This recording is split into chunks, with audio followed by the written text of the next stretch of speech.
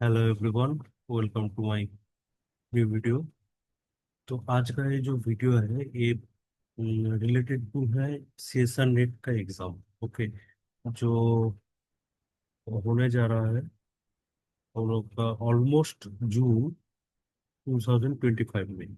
Okay, जून 2025 में ये exam होने जा रहा है। तो मतलब जून का है, एग्जाम जुलाई में होगा। ठीक है, एग्जाम जुलाई में होगा। तो क्या क्या यहाँ का ये है, पहले देख लो। तो पहले सबमिशन ऑफ ऑनलाइन एप्लीकेशन 3 जून से स्टार्ट हो रहा है, 30 जून तक है। ये मेरा डिलेड इंफॉर्मेशन है, तो मैं लेट करके आप लोगों को बता रहा हूँ इसलिए। तो पहले तो ये एग्जाम है कब, एग्जाम का एप्लीकेशन फॉर्म है 3 जून से 23 जून।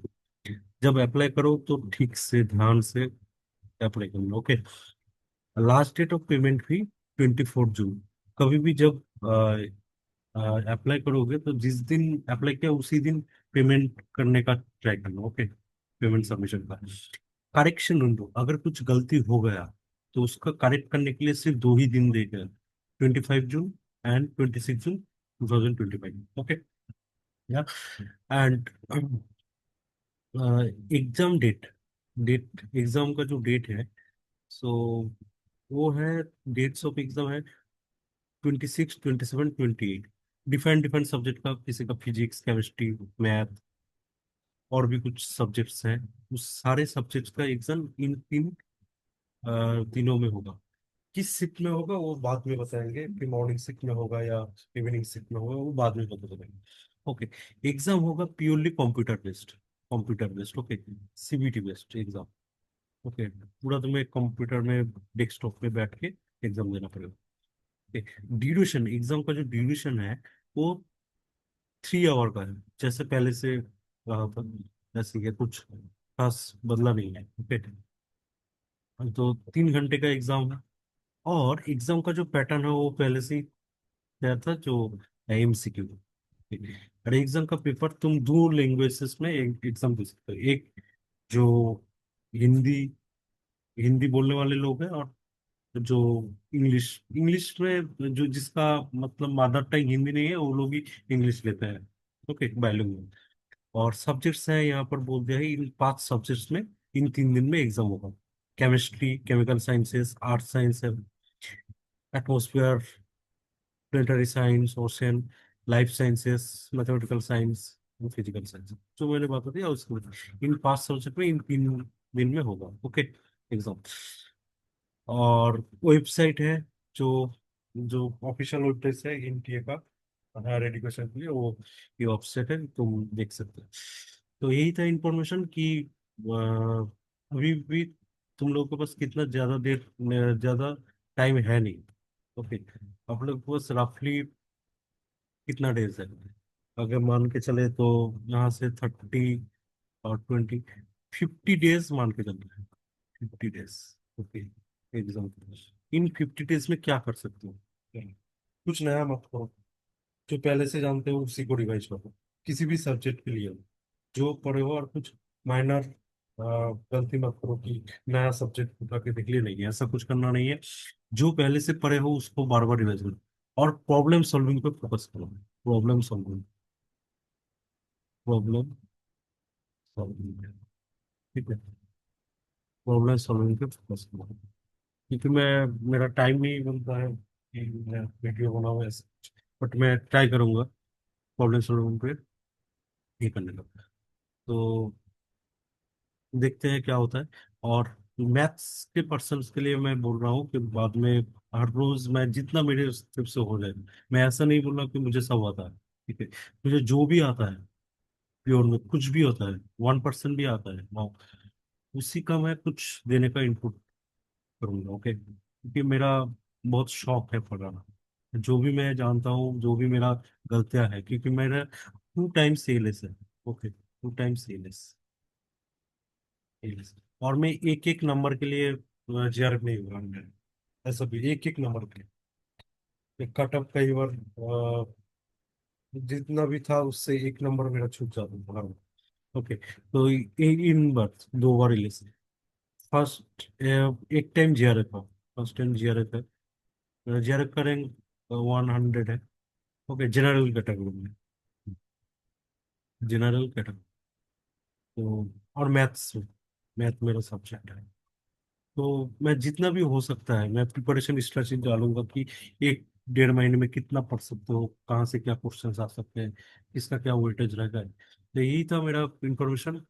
Stay in touch with me. Okay, I will try to upload some relevant questions related to.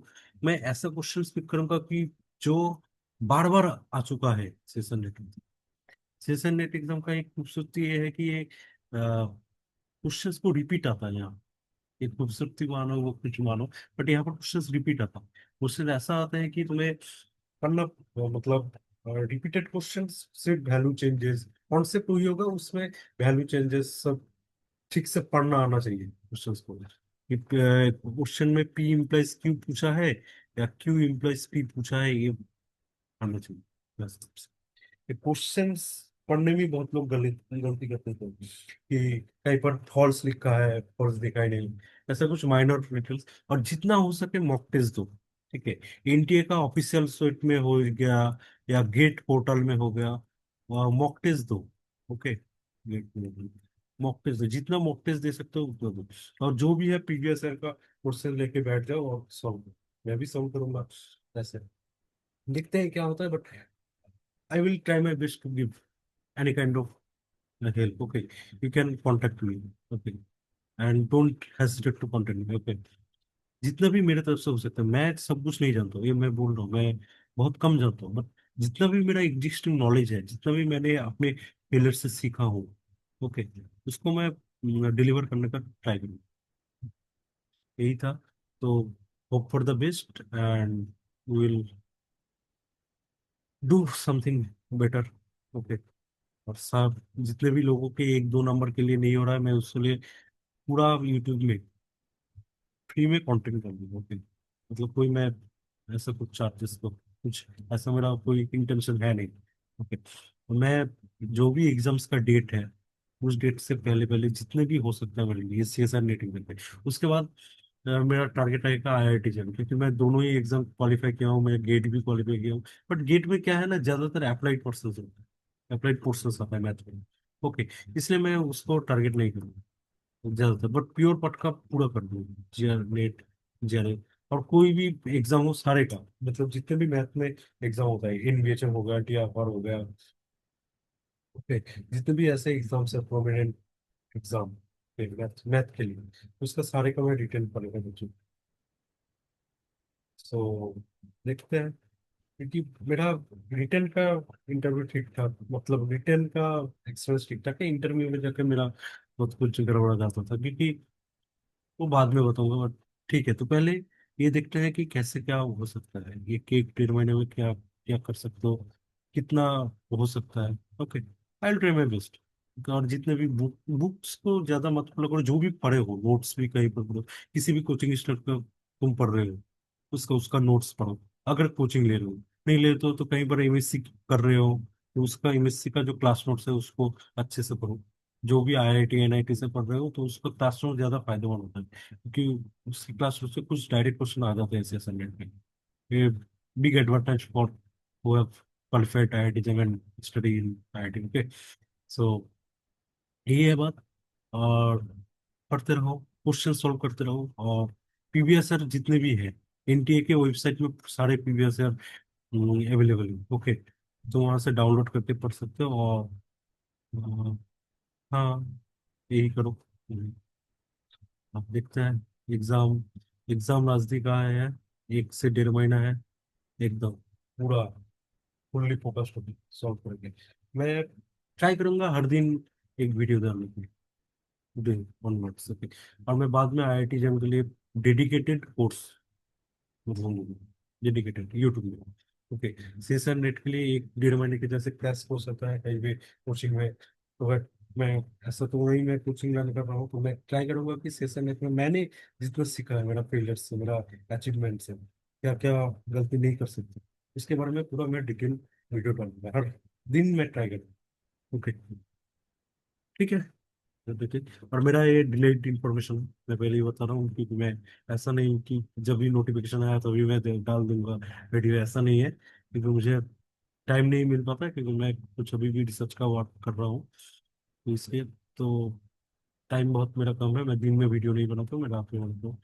तो पहले तो यही है कि इसको कुछ ऐसे मत लेना कि डिलेड इंफॉर्मेशन, क्योंकि 3 तारीख को निकला है, मैं आज 4 तारीख को दे रहा हूँ, एक दिन लेट, ऐसा कुछ नहीं है। मैं ऐसा कर रहा हूँ कि मैं जस्ट इंफॉर्मेशन के लिए, अभी भी कितना दिन बाकी है, 50 डेज बाकी है, तो ये 50 डेज में कैसे क्या प्रिपरेशन रहना चाहिए, मैं मैथ के लिए बात करूँ, सो मैथमेटिक्स के लिए जितना हो सके मेरी तरफ से वो मैं कर दूंगा।